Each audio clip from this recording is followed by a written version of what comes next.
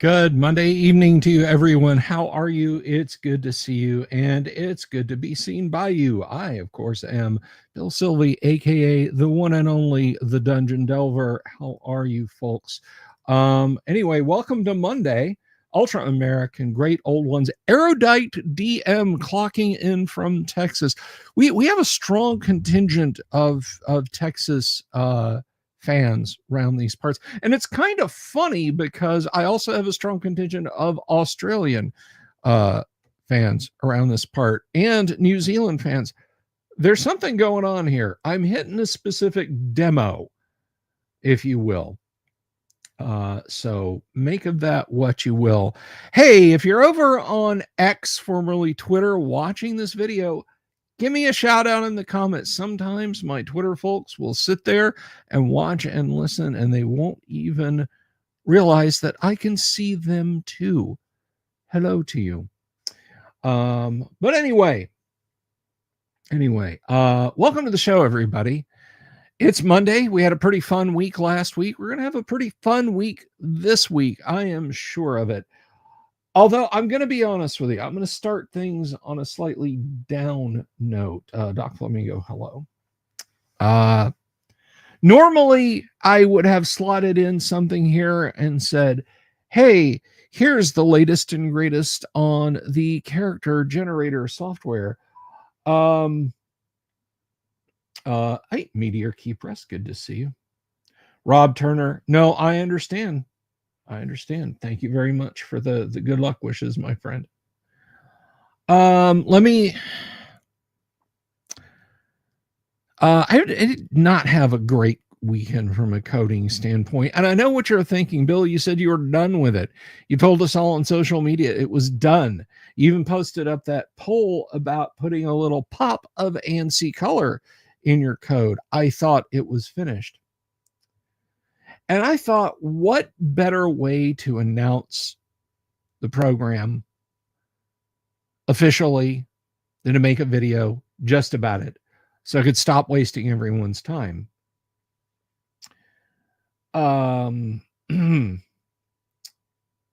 So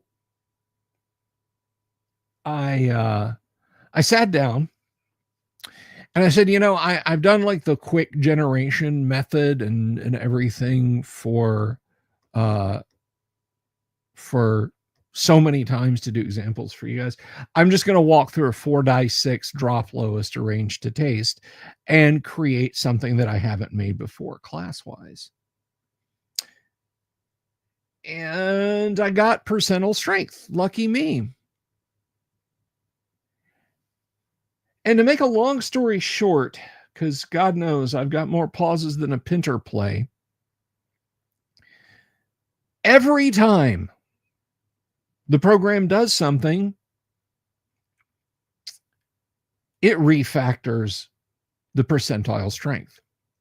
So it'll show you in the scratch pad, hey, you've got an 1830 strength. And then your final stats will show you get an 1877.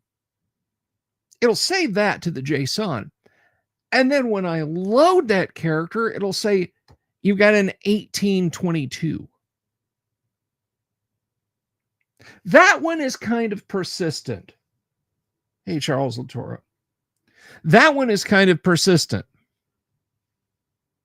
But if I use the change characteristic function, it will display the original scratch pad value that it saved in the JSON.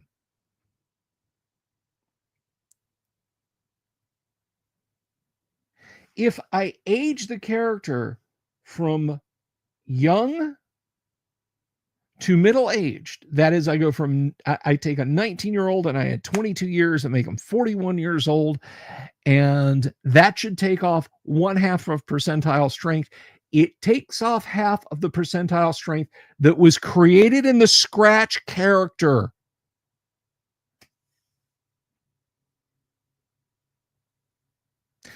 If I go back into change characteristics, regardless of what characteristic I change, it saves it as 18 by 100 strength.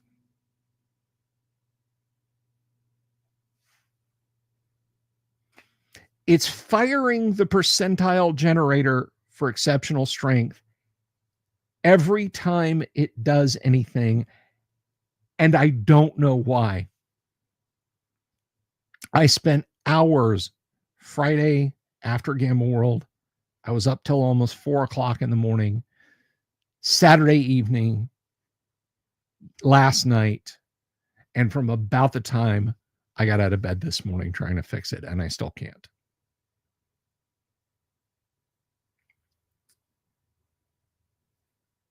And fixing it at this point is going to involve tearing the whole program apart. Redoing my main character generation loop, redoing the display loop, refactoring how it touches anything stat related so it doesn't fire that again. And I don't care about the monetization tonight. I am fucking gutted.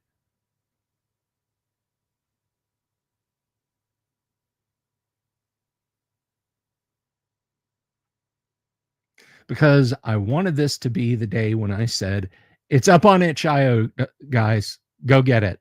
And I could start making a little bit of money back from my effort. But I can't because I'm not putting broken shit out there. Not when I'm just going to have to fix it anyway.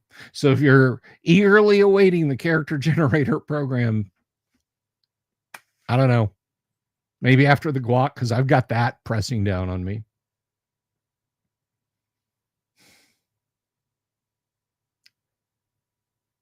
So that's the bad news. Savo is one of my favorite people in the whole world. Savo is an accomplished artist.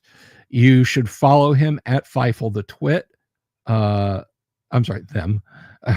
Very presumptuous of me. Follow them at Feifel the Twit over on Twitter, X, call it what you will, for some absolutely just drop dead gorgeous artwork. So the question, how does AD&D resolve a task that falls under the purview of a character's secondary skills? That is down to the individual DM. I have always just thrown a D6. 1, 2, 3, it works. 4, 5, 6, it doesn't. It depends on what the character is trying to do. Are they trying to enhance a combat situation? I'm a net fisherman. I carry a weighted net. I'm going to throw a net on the first monster I see to try to pin it down. That may get into the roll to hit. You know, you might be a net fisherman. You don't have a proficiency. You don't have that as a weapon proficiency. You're in the heat of combat. You're going to try and dig it out of your backpack and then carefully unfold it so you can use it as a weapon. That might be multiple rounds. If you are not doing it in combat, if you're like, okay, our cleric's down. We know it's a 6-day march to town. We're going to follow this river. I'm a net fisherman. Can I catch us fish so we don't starve? Yes, you can do that. That's what your character did. I'm a leather worker. Bob stepped in green slime and his boots were destroyed. Can I cut up a saddlebag and make Bob some boots? You're a leather worker. Absolutely. Or maybe I'll make, roll a D10. Just don't roll a 1. Anything other than a 1, and you make a sturdy pair of soft, low boots for Bob. And then Bob doesn't have to go barefoot anymore. So it really, Savo, it really comes down to how you want to resolve it, whether or not it's applicable. I'm a leather worker. Can I tell that the merchant is lying to us? Are you buying leather goods from him? No, we're buying a sword. Absolutely not. But the sword has a leather scabbard. You can tell if he's lying about the scabbard. Yes, Savo, it is entirely at the DM's discretion. What class would Paul Feinbaum be? Paul Feinbaum would fall under the auspice of a sage, a first edition AD&D sage, which is a non-player class. They have a deep knowledge of given skills, and their ability to accurately answer a question is predicated on percentile dice rolls. Paul Feinbaum would be a sage. And in case you guys don't know who Hager is talking about, Paul Feinbaum is a sports brainiac who focuses on college football, a lot on the SEC. He is the most loved and hated man in college football analytics. Generally speaking, if he's hyping your team, beware, your team is probably about to auger in. Unless your team just sucks. And if he's saying your team sucks, then your team probably sucks. But if he's hyping your team, they're probably getting complacent. And that's not a patch on him. That's your team listening to the rat poison.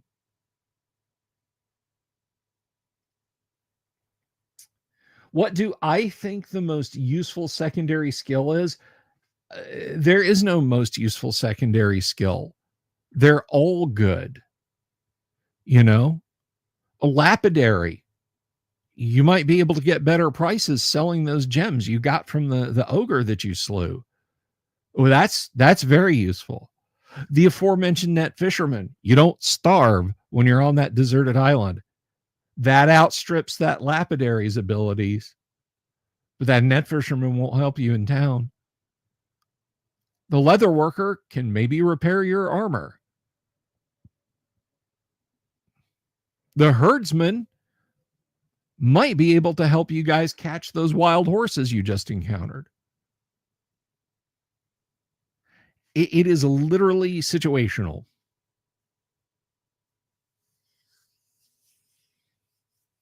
Ha. No, not this Monday night. Not this Monday night. But anyway, I hope that answers your question, Joe.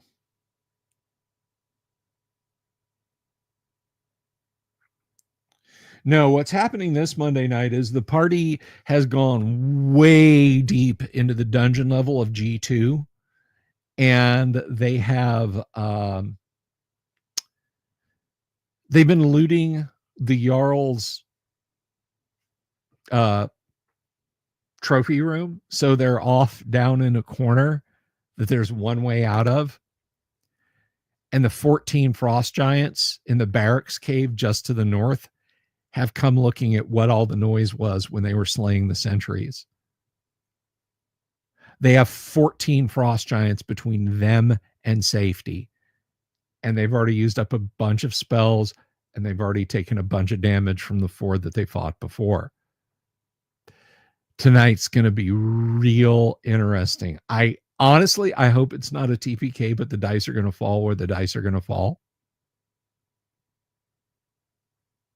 So we'll have to see. But you know what's not what doesn't have to be a TPK is your game in the Guac. The great underground online gaming convention. Guys, it is 9 days away. Are you hyped? Are you ready? Have you got your games in the grid? That's my question to you is, have you gotten your games in the grid? Because we don't have a lot of GMs right now. But you have plenty.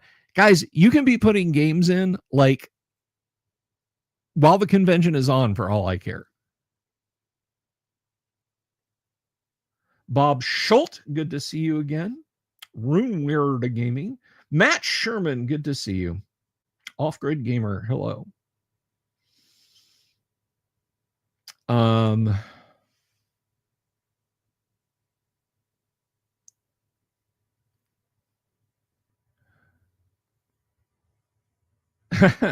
Ultra American, man, just get it. Just roll a die. Roll a die.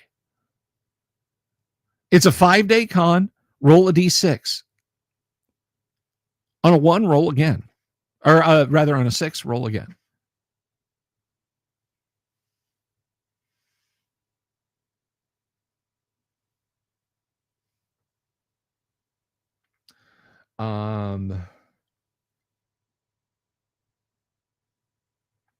So yeah, you can go over the net. Now, maybe you're wondering what I'm talking about. The GWOC, the Great Underground Online Gaming Convention.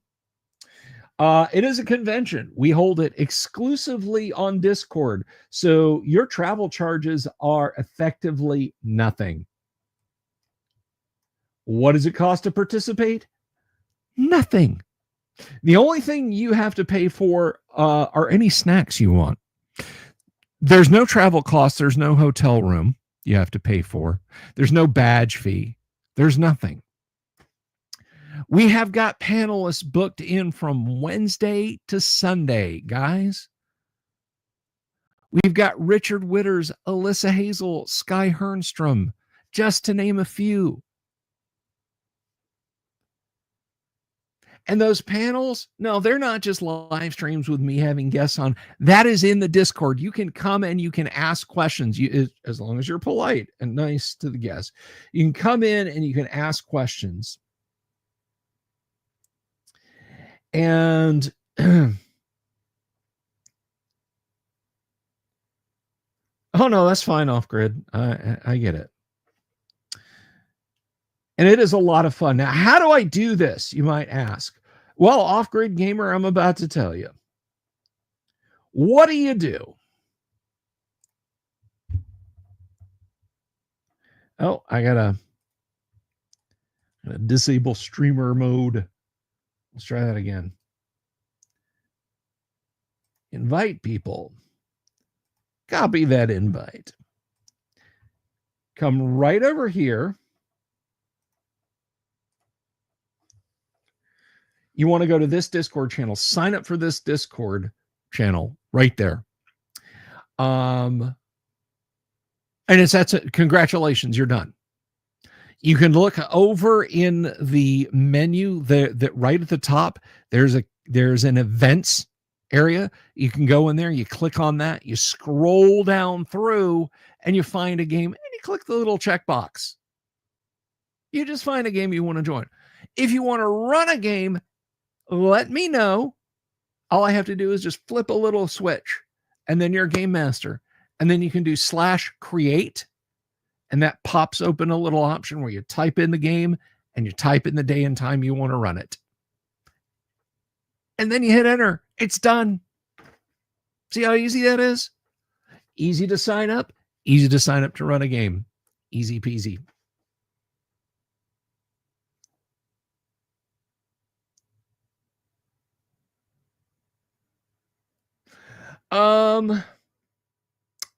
Yes, Savo, there is. What you are looking for are item saving throws. Typically, I tend to view them as kind of an outlier type event. But, if you want to say, hey, you've been beating that stone giant with the flat of your sword trying to subdue him, maybe you're making a hard metal saving throw versus crushing blow. Maybe that stone giant backs up, pulls out a boulder, and throws it at your character, and it's a direct hit. Maybe now you're making their armor, magical or not, making a saving throw versus crushing blow.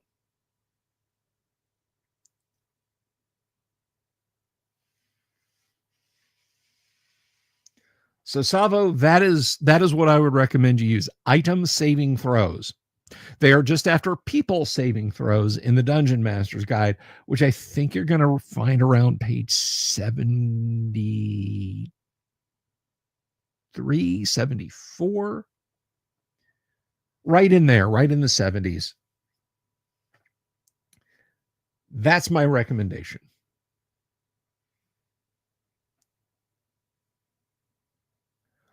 So anyway, back to the guac. So we've got a lot of folks that are running games at the guac. Doomsword Deathmaster. We've got now Tim Imholt has said he's going to run some Toon. I don't know if that's true. Gonzalo Lira's bar tab is going to be there, running stuff. The Wheeling Dragon has got many sessions of the Labyrinth TTRPG she runs. I played in it last year for a session.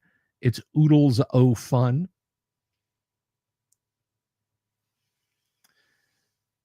Speak his name and he'll appear. Gonzalo Lira's bar tab right over there.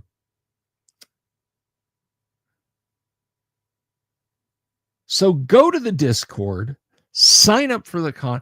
I need to get all my games in the grid. Heidi Gygax reminded me today. I got to get all my games in the grid for EggCon this July. I haven't done that. I need to do that.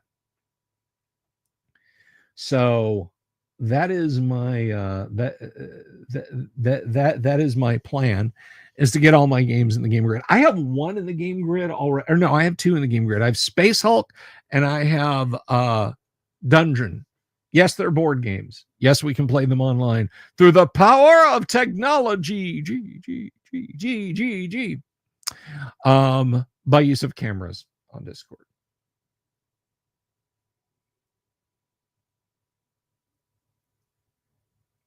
So there you go. That's it.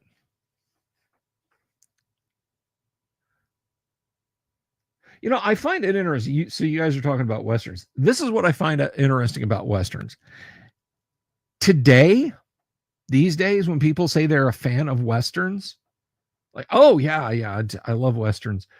Generally speaking, they mean they've seen True Grit, Tombstone, 310 to Yuma, Unforgiven, and they liked them well enough. Maybe The Quick and the Dead. Maybe that's thrown in there too. If they're of a certain age, they might mean they like some spaghetti westerns, Fistful of Dollars, For a Few Dollars More, The Good, the Bad, and the Ugly. And then those other ones I said, and some other Clint Eastwood westerns. Pale Rider, The Outlaw Josie Wales, Two Mules for Sister Sarah. Yeah. No, I'm getting there, Arid. I'm getting there. But the thing about Westerns is Westerns and Western culture, by which I mean Old West culture, was huge from really the 1930s to the mid-late 1960s. Now, there were a few in the 70s, but I mean, by and large, that's like a 25-year run, maybe 30-year run of people just being, and then one day, just like that, it stopped. People were tired of it. Kids didn't want to watch Gunsmoke anymore. Dad didn't want to watch Gunsmoke anymore. It literally just overnight, in the space of a year, it hit a wall. We hit absolute Western fatigue and saturation.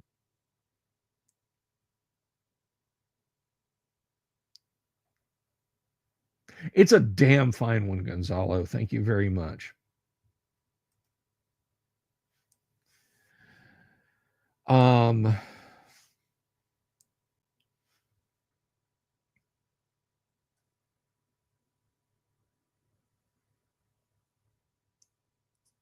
So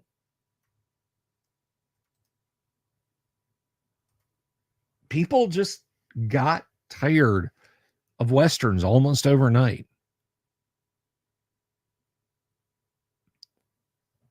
So we kind of wound up with this very strange time where literally, like, every movie was a Western. And there were some bangers. There was a lot of trash, right? But I mean, The Man Who Shot Liberty Valance, Shane. Now I'm going to mention one that is a Western. I don't care how you guys slice this. It is a Western. And that is A Bad Day at Black Rock, starring Spencer Tracy. A Bad Day at Black Rock is a Western, and I'll kill on that hill.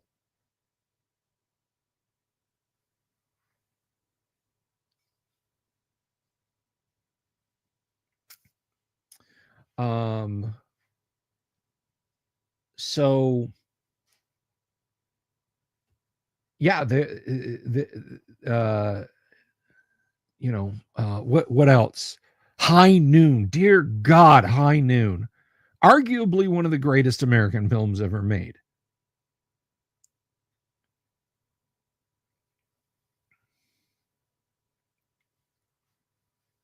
So,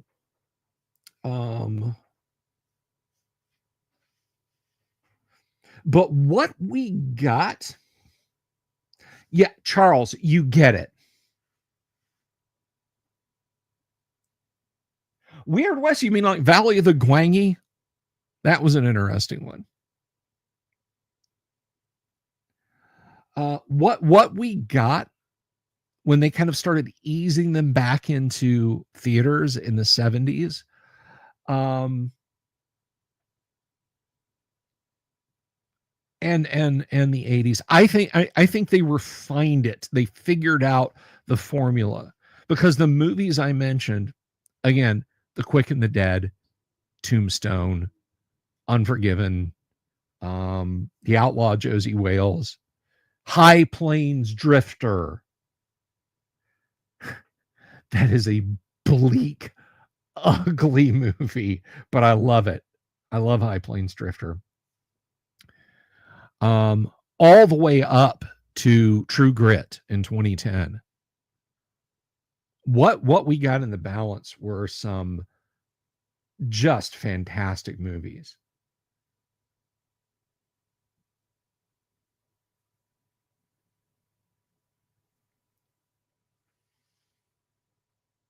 Yeah, I remember My Name is Nobody when I was a kid. I loved the Trinity movies.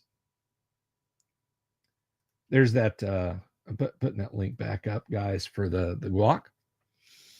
Yeah, I really I just think people would to tell you how inured we were in westerns.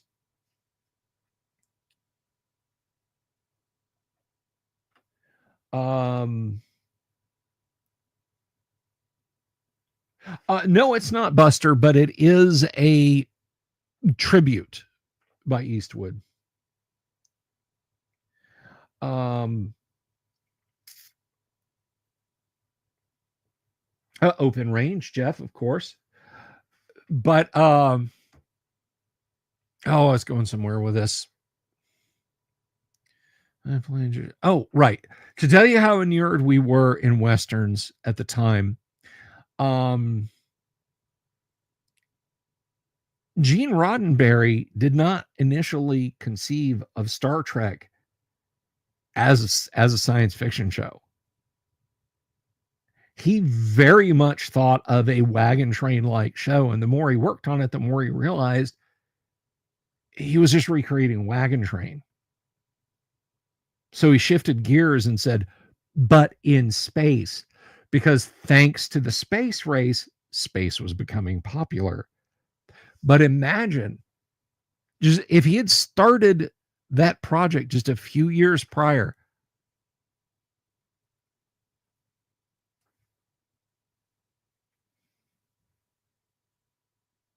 hey, when I was a kid, I had a Johnny West doll, man. Had a horse, saddle, all the gear that came with him, his strong box. I'd pick up shiny little bits of mica in the driveway, and that'd be like the silver. G.I. Joe would show up to help him out periodically.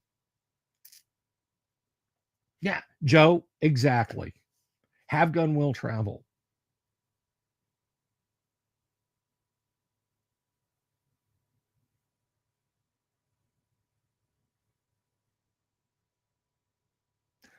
Erudite, a man after my own heart.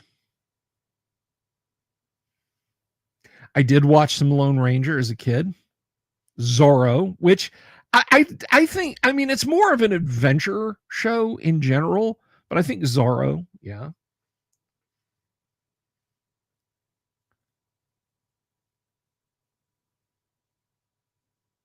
So I knew people who had somebody in our neighborhood. Well, I found out who it was later, but somebody in our neighborhood.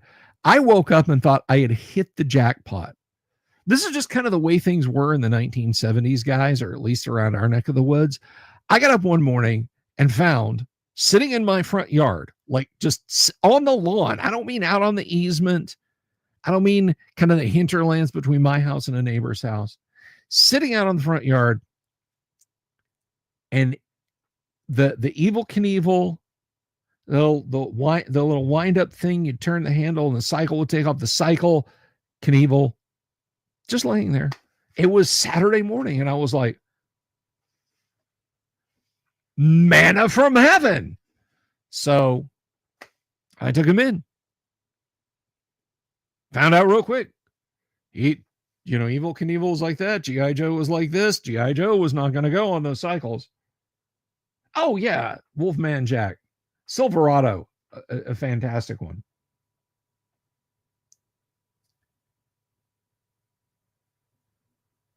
Major Dundee. There you go. But anyway, some neighbor kids came looking for it. I shouldn't have given it back to them. I know that sounds horrible to you guys. They stole an Estes X-Wing fighter model rocket kit from me. I found out years later they were laughing it off. They visited us after we moved down to Florida. It was like a decade and change later. Oh yeah, me and Philip, we just Philip stuck it under his shirt and we just walked right out. And your mom and I was like, I didn't even want to talk to him after that. Like I just got up and left the room. A Man Called Horse is a weird one. I like it. I had the $6 million man figure.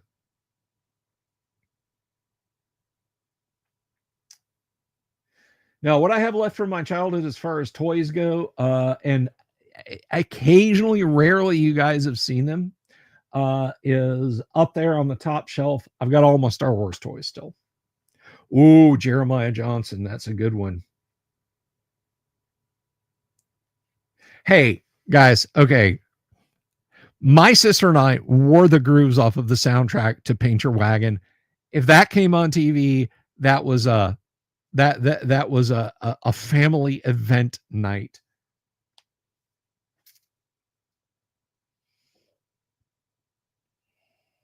Anyway, I forgot how we got here. Let's talk about what's going on this week. Tuesday night, tomorrow night. Now, if you're a new subscriber to the show, first of all, we're at 7,111 subs. We were at 7,116 subs this weekend. I don't know. I don't know. Maybe they were bots. Maybe that's just kind of the nature of the week. Lee Marvin singing Wandering Star is just a heartbreaker. I love that one.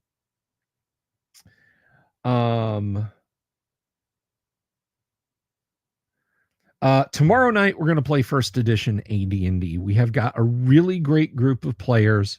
And what do I mean? Maybe you're new, maybe you're one of the people who stuck around after you subscribed this weekend. I thank you for that. But what do I mean when I say we're going to play first edition AD&D? Maybe you're thinking, oh, it's like a Critical Role kind of thing. We actually play first edition AD&D. All right. We don't do table reads, script reads. We roll the dice right out on the screen where you guys can see them. If it's a TPK, It's a TPK. All right. No script reads, no table reads, no script writing, no character plot arcs. We play first edition AD&D. Pauper Knight, they're still jamming through A3 or A2, I'm sorry, A2. A2.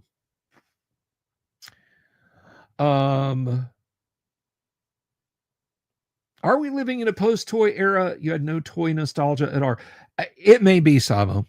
I don't know how old you are, and I'm not trying to dox you and find out, but it may be. My daughters, my 22-year-old daughter, my 17-year-old daughter, they have no nostalgia for toys, whatever. They're just like, meh.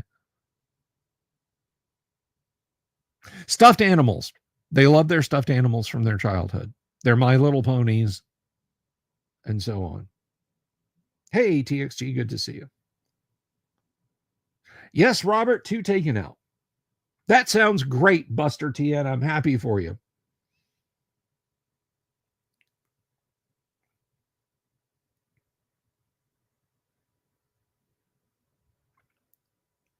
Yeah, I mean, you're just a few years older than my than my oldest. So yeah, I mean, most of the nostalgia I hear from people your age is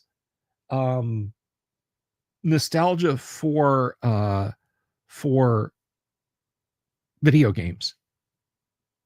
Like, oh man, the PS2, that was my first console. I have such great feels from playing that, you know.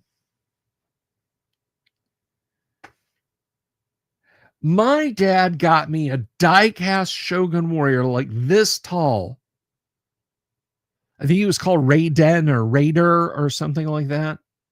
Well, spring-loaded cannon dealy on his arm that was like a crossbow, but it had a bow like in every direction, like a star shape. He would hang out with the Star Wars guys. It's a big galaxy, right? There can be metal men.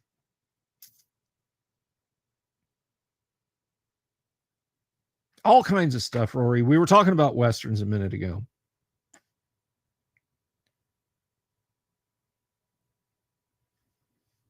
Yeah, there you go. There you guys go, you know.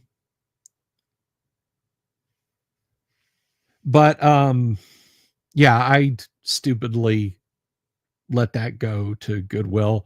I would love to have another one. They are hundreds of dollars on eBay.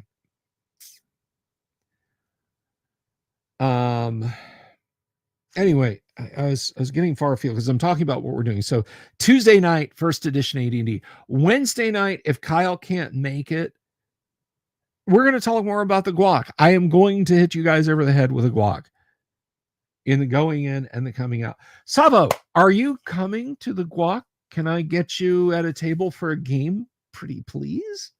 Not to run, just to play. Room for one more. Fist console was the ColecoVision. Ew. Rory, no. Take care, Erudite. Thanks for stopping by.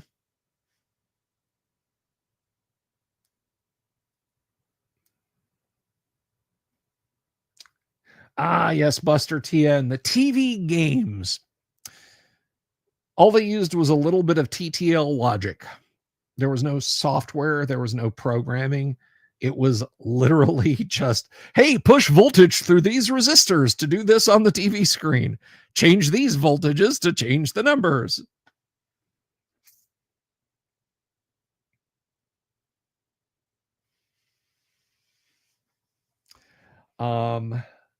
So that's Wednesday. Wednesday is either Kyle or talking about the guac. It could be both.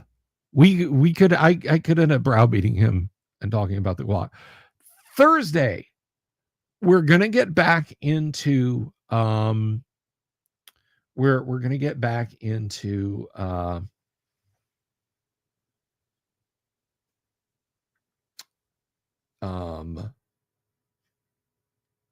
Temple of Elemental Evil. I'm sorry, I had a old person moment. We're gonna get back into Temple of Elemental Evil on Thursday and Guac Talk.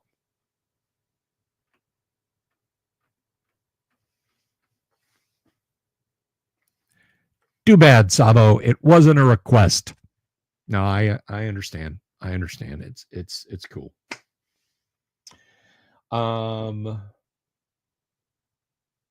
So yeah, so that is Thursday, Guac, Temple of Elemental Evil. Friday, Guac, Gamma World.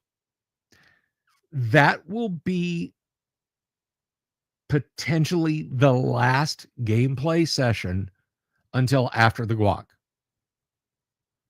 It will be the last Gamma World session. I don't know if we're going to get into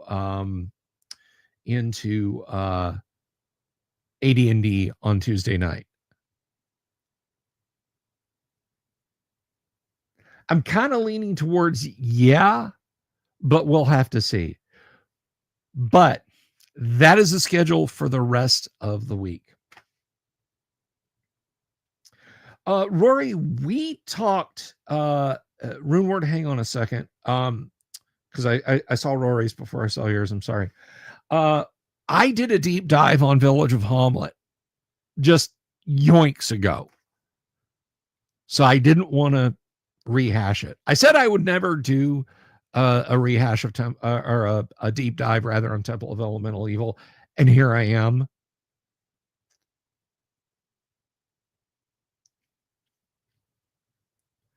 I'd love to have you, Savo. Not even on stream if you don't want to. I've got one coming tonight. If you want to reach out to me on the exosphere, the Twitter space, let me know. Get you in, just like that. Take that one out of the bucket.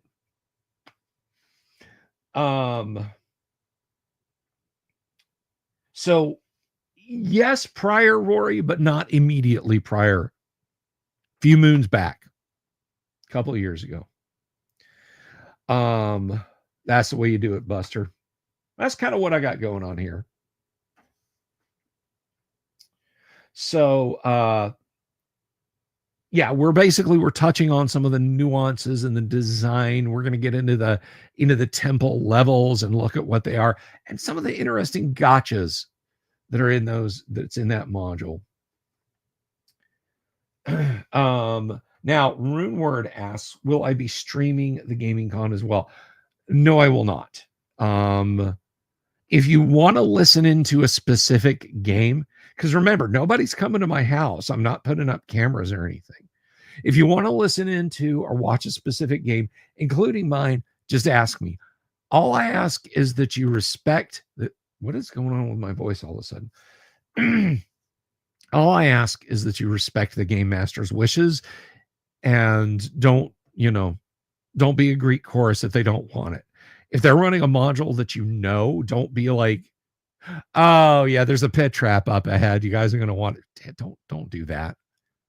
But it's up to each individual DM or game master if they want to allow you to listen in. I'm okay with people watching and listening to stuff that I'm running. And obviously you want to go to the panels. The panels aren't streamed. The panels aren't recorded. You can't just be like, I'll listen to Matt Finch talk to Bill and answer people's questions in real time. Some other time, you got to be at the con to go to the panels, to talk to Tracy Lesh, to talk to Alyssa Hazel, to talk to Sky Hernstrom, to talk to everybody else that's going to be there.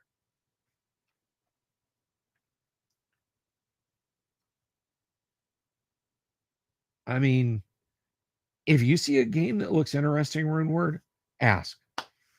Just ask.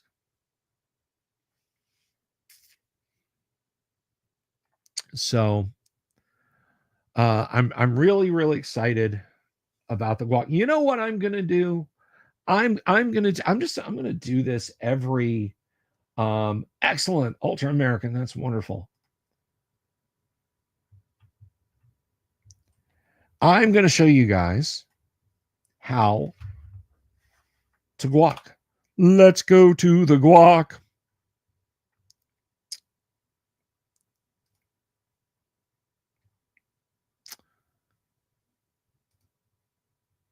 Okay, so let me show you guys.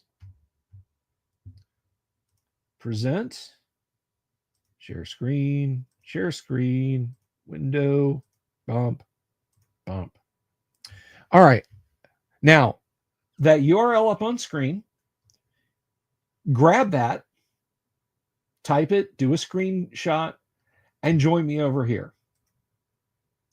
So here we are, because I'm going to make this go away. And don't worry, I'm going to put it back. When you get into the Guac, you're going to see that there's events, there's members, you can see who's joined. There's a general text channel. There's also convention events, which shows all the events as well. There's polls if a game master wants to put up a poll. Live demo, I think that's something we were doing to demonstrate. And then there's all the event rooms. Well, how do I know which room to go to? Before your event starts, whether you're running or whether you're playing, I will come over here and I will give it a new name. Like right now, I'm going to do this.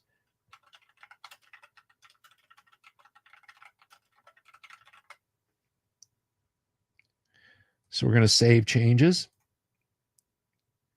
And if you want to come to the Space Hulk demo, you can click there and you can tune in and watch us. It's that simple.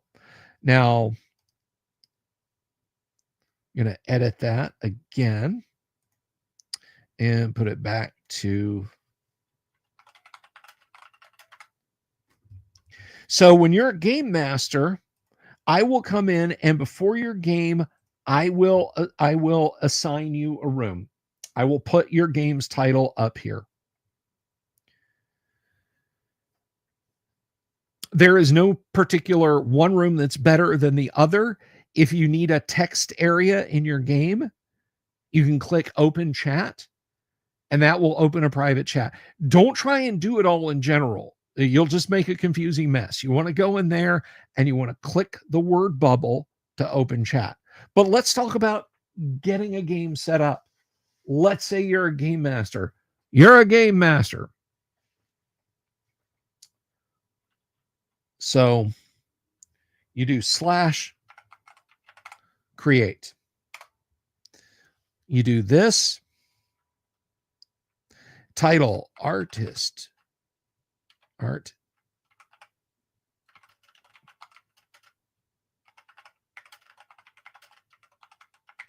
Artist panel with Tracy Lesh. And I'm going to do that on Friday. So we're going to do 5.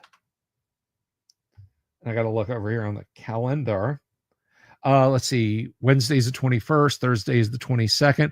5/23.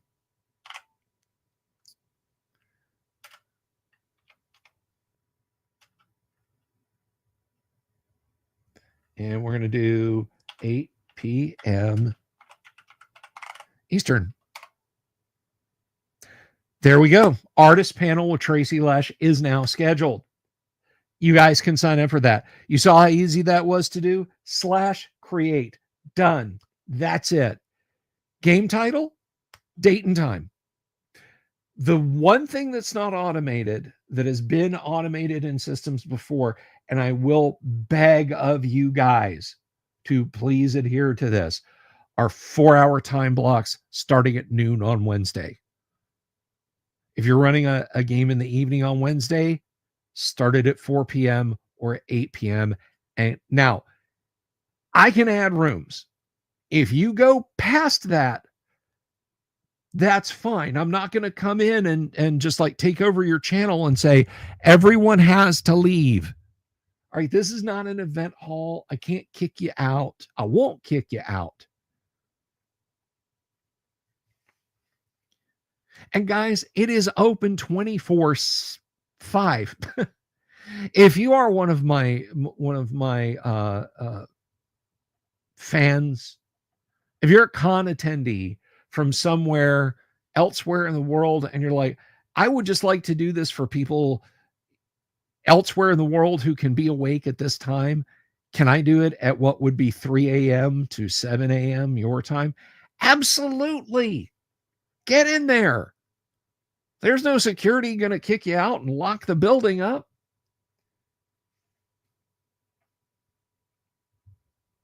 But it's that simple. Hey, Runeward. It's that simple, guys. You come in. Now, you do have to let me know. You have to let me know because I got to go in. Look over here and you see these users: Doc, Doomkiller, Gonzalo Lira's Bar Tab, the Dungeon Manager, Ultra American, Yang Yanzao. See how they are golden? That indicates that they're game masters. If you're trying to fire off Create and it's not working, it's because I haven't turned that on for you yet. Let me know. Day or night, let me know. It takes me one click. Well, 2 clicks. I right click on your profile and then I select roles and then I click Game Master. That's it. And you're done. You sign up or ask access to it. No. That's fine. That's fine. That's what we're talking about. That's what we're talking about, Runeward. So come over here to convention events. This is very complicated. You might want to turn it, like point your phone at your computer and record this. Or if you can write fast or pause the video.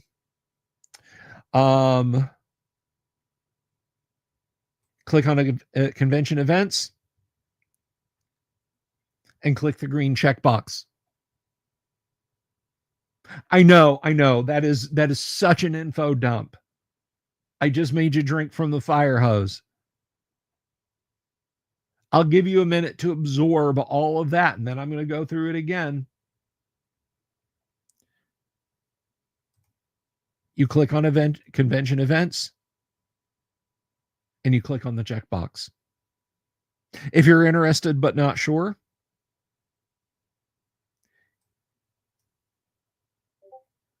you can, that's RSVP.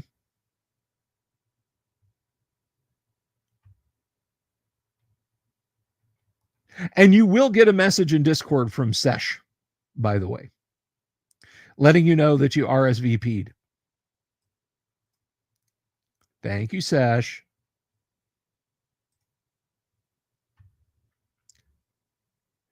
If you're interested, you click the I. Observing. But me, I'm going because, I got to be there. And I got to be to this one.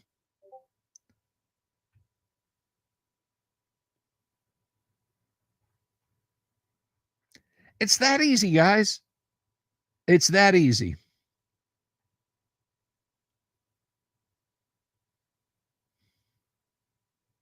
Now, I can't be in everybody's game.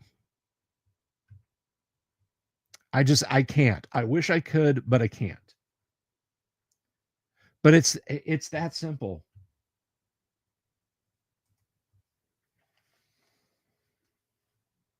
It is that easy. Have I signed up for Gonzalo's game? I gotta double check Gonzalo and make sure I didn't double book myself just now. Anyway, I'll look into it.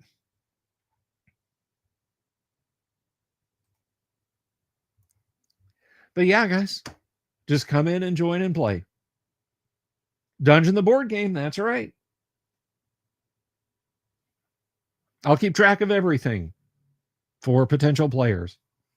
The most I'm allowing in Dungeon the board game is 4 players, though. I can't really have a crap ton of players. I can really have like 10 players in there.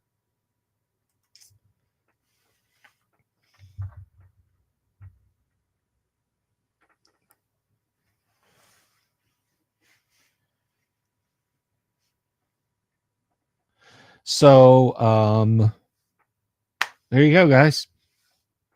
That's the guac. I'm excited for it. I hope you're excited for it. I hope we have a good group there. Guys, we've got giveaway stuff. Yes, we do. We've got giveaway stuff. How about you?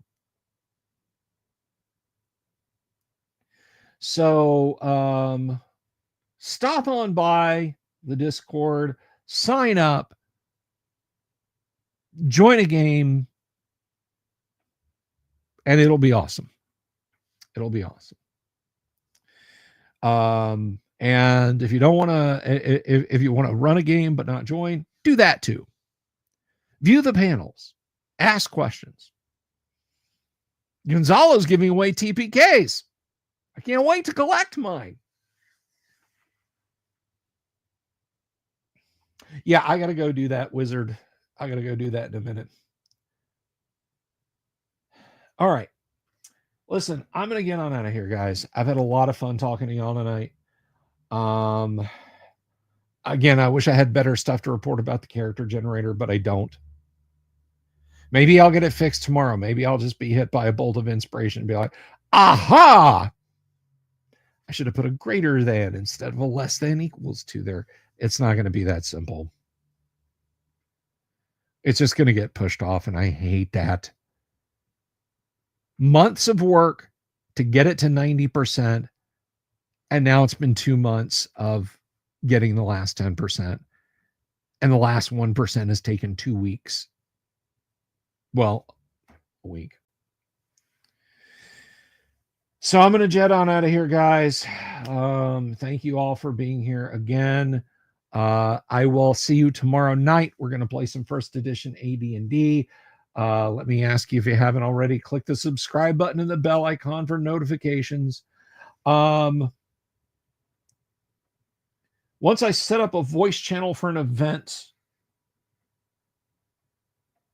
yeah, I mean, invite anybody you want to the Discord, dude. The voice channels are already set. If you go into a event room right now, it'll go bloop, and you're in there and you can talk and you can invite people. So anyway, yeah, I am out of here, guys. My voice is, speaking of voices, is getting wrecked. I'm starting to squawk and squeak when I talk, which, you know what that makes me sound like? An owl bear. Have you seen my owl bear?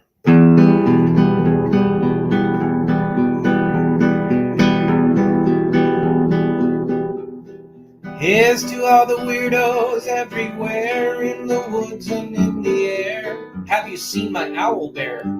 Should I shave off all my hair? Bobs are all around, some live in tunnels underground. Some are fat, some are rich, some are sleeping in a ditch.